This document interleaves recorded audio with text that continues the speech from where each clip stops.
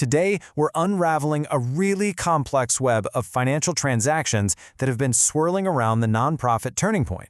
There are some serious questions being asked based on recent reporting, so let's just dive right in. Everything really kicks off with this number, $4.7 million. That's the total amount of cash that various Turning Point groups allegedly sent to just one single independent contractor. Now, for any nonprofit, that is a huge figure. So you gotta ask, right? Where did all that money actually go? And this is where things get, well, pretty weird. The address for the company that got all these millions, it wasn't some big corporate office. Nope. It all traces back to a private mailbox inside a regular old UPS store. So who received all this money? That brings us to a company called 110 LLC.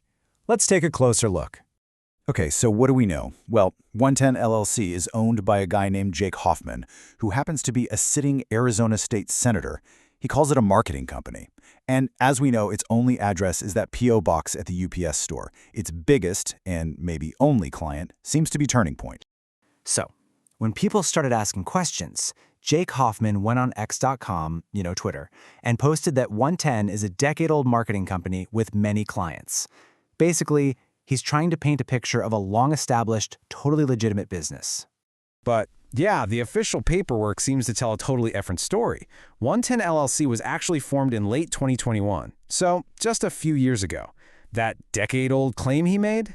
It just doesn't line up with this timeline at all. And if you try to find them online, good luck. Their digital footprint is, to put it mildly, minimal. The company website is just one single page that hasn't been touched since 2021. And get this, for a so-called marketing company, it's not even indexed by Google. You literally can't search for it. To top it all off, it's registered in Delaware, which is famous for corporate secrecy, so you can't see who any other partners might be. But Hoffman isn't the only person at the center of all this.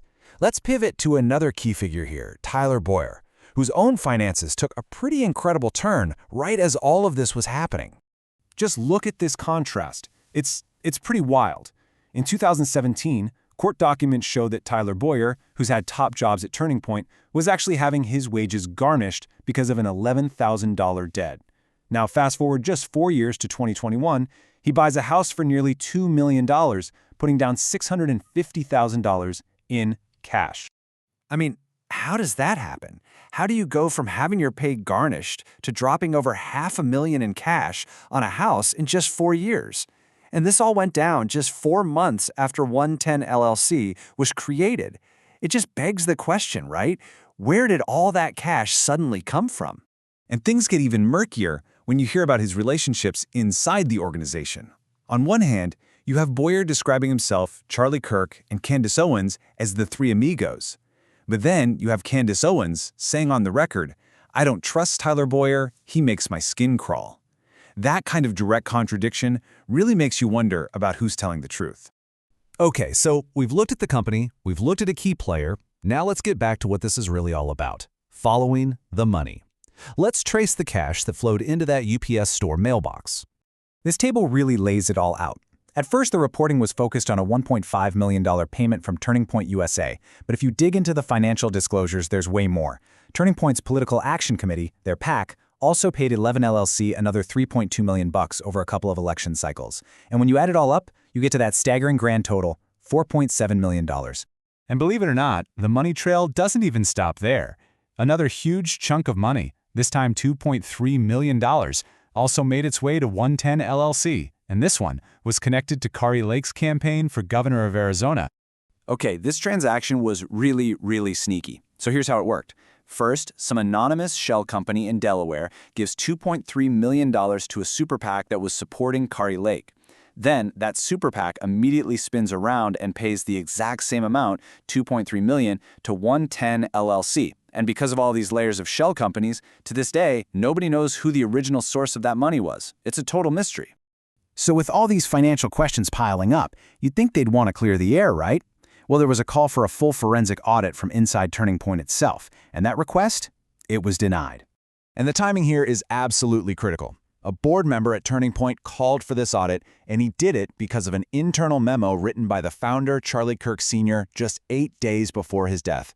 Apparently, that memo raised some really serious concerns about the organization's money. And here we go again with another direct contradiction. Publicly, on X.com, Tyler Boyer claims, made up, I haven't been COO of TPUSA for over 3 years. But then, on a secret audio recording from late 2022, you can hear him saying, you do realize you're talking to the guy that basically runs everything, and he's talking specifically about Turning Point USA. So even though the audit was inspired by a memo from her late husband, Erica Kirk, who's a key figure in the organization, has refused to do it.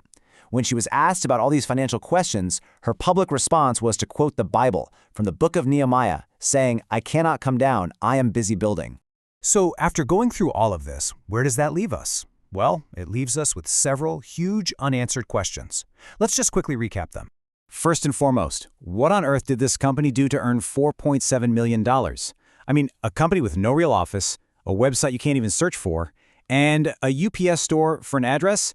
What services did it provide to justify that kind of money from a nonprofit?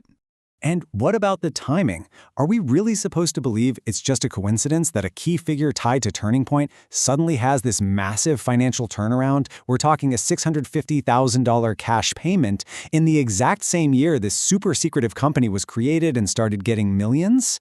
Then there's the mystery of the political money. Who was that anonymous donor who funneled $2.3 million through a shell company and a super PAC just to have it land in 1110 LLC's mailbox?